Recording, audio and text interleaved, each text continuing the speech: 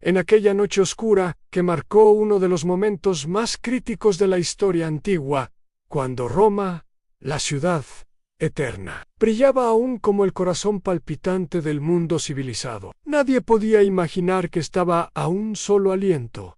Era una noche en la que la luna parecía observarlo todo con una luz fría y silenciosa, como si advirtiera que el destino de la ciudad más poderosa del planeta estaba a punto de escribirse nuevamente. Y es en esa noche, hace más de 2 milenios, una historia que los historiadores casi contaron como la caída definitiva del imperio, pero que terminó convirtiéndose en uno de sus momentos más heroicos y decisivos. Debemos retroceder a una Roma que todavía respiraba fortaleza, pero que también estaba herida, desgastada por las guerras, rodeada por enemigos feroces y presionada por pueblos que querían ver su fin. Entre esos enemigos brillaban, o más bien ardían, los galos, un conjunto de tribus poderosas del norte, guerreros salvajes, disciplinados a su manera, y movidos por un odio casi ancestral hacia Roma.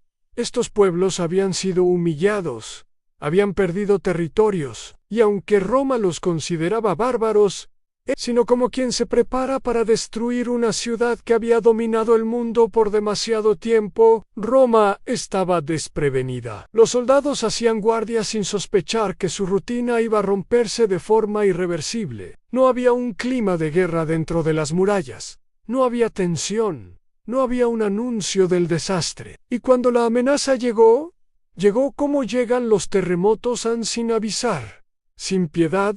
Los galos descendieron como una tormenta de acero sobre las tierras romanas, arrasando todo a su paso. Mensajes que llegaban demasiado tarde o que eran ignorados por la arrogancia del Senado, que creía que ninguna tribu del norte tendría jamás la capacidad o la audacia de desafiar al gigante romano. La fuerza de los galos no estaba solo en su número o en su ferocidad, sino en la velocidad. En cuestión de días cruzaron territorios que normalmente un ejército tardaría semanas en recorrer. Los campesinos huían en masa hacia Roma, llevando consigo relatos de destrucción, saqueo, incendios. Los romanos comenzaron a inquietarse. Las nubes del desastre se acumulaban sobre la ciudad, hasta que finalmente, en un amanecer espeso y silencioso, los vigías de la muralla vieron lo impensable: mayos de guerreros galos, armados con hachas, lanzas y escudos gruesos, avanzando hacia la capital del imperio más poderoso que el mundo conocía. Roma estaba rodeada, Roma estaba sola. El caos se apoderó de la ciudad, de ancianos llorando, de soldados corriendo sin órdenes claras. Los senadores, desesperados, ordenaron una defensa improvisada. No había tiempo para planear una estrategia, no había tiempo para esperar refuerzos. El ataque galo fue tan rápido, tan brutal, que Roma se encontró luchando por su existencia en cuestión de horas. Cuando la batalla comenzó, los romanos resistieron con honor.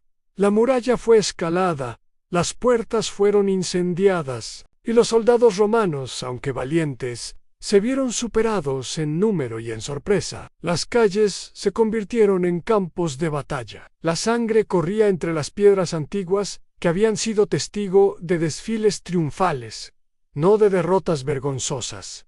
La noticia se extendió como fuego por cada rincón de la ciudad. Los galos entraron con violencia, con furia acumulada por años. Saquearon templos, destruyeron casas, prendieron fuego a mercados, robaron oro.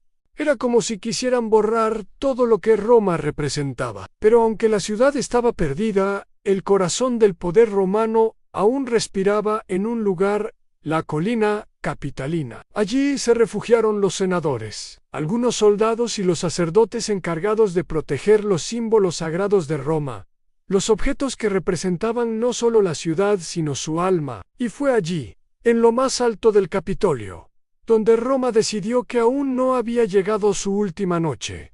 Los galos creían que todo había terminado. Descubrieron que la resistencia romana tenía más vida de lo que imaginaban, pero la altura y la valentía de los defensores hacían la tarea difícil, en la que los galos decidieron realizar un asalto secreto. Lo hicieron sin hablar, sin encender antorchas, sin hacer sonar sus armas. Avanzaron lentamente, sintiendo la piedra bajo los pies, esperando que los dioses estuvieran dormidos. Entre los templos, los romanos mantenían una tradición antigua: cuidar y alimentar a los gansos sagrados de Juno. Y fueron esos gansos los que, al escuchar el crujido de las armaduras galas, fijaron la mirada hacia la oscuridad, e hicieron lo que los romanos no han gritaron. Gritaron con fuerza, con insistencia, con desesperación. Su sonido atravesó el silencio de la noche como una alarma divina. Los defensores despertaron sobresaltados, tomaron sus armas, corrieron a la muralla y encontraron a los galos casi encima de ellos. La batalla estalló en cuestión de segundos. Un choque feroz, caótico, decisivo, pero los romanos lograron empujar a los invasores, lograron resistir, lograron mantener el Capitolio en pie. Y fue entonces cuando Roma comprendió que todavía tenía una oportunidad. Los galos, frustrados, comenzaron a sufrir hambre dentro de la ciudad arrasada. Los romanos resistían en el Capitolio, hambrientos también, pero aferrados a la esperanza. Finalmente, Breno ofreció un trato en Roma: pagaría un rescate de oro inmenso, y a cambio, los galos abandonarían la ciudad. Era una humillación, una mancha en el honor romano. El oro fue traído. Breno lanzó su espada sobre la balanza. Era una derrota, sí, con la certeza de que había vivido el día en que casi cayó para siempre, pero también el día en que decidió reconstruirse.